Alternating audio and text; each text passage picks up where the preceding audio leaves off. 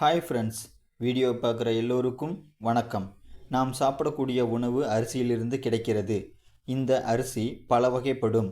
அதில் IR8, IR20 வகைகள் ஆகும். இந்த வகை அரிசிக்கு IR8, IR20 என்று பெயர் எப்படி வந்தது தெரியுமா? வாங்க வீடியோவை பார்த்து தெரிந்து கொள்வோம்.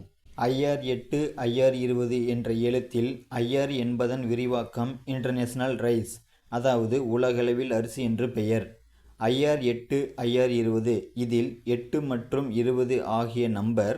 மொத்த ஆராய்ச்சிகளில் இந்த அரிசி 8வது பரிசோதனையில் கிடைத்ததால் இந்த அரிசிக்கு IR8 என்றும், 20வது பரிசோதனையில் கிடைத்ததால் இந்த அரிசிக்கு IR20 என்றும் பெயர் வைக்கப்பட்டது. இந்த வகை அரிசியை கண்டுபிடித்தவர்கள் பிலிப்பைன்ஸ் நாட்டில் உள்ள IRRI அமைப்பைச் சேர்ந்த டாக்டர் பீட்டர் ஜென்னிங்ஸ் மற்றும் டாக்டர் ஹென்றி பீச்சல் ஆகிய இருவர் ஆவார்.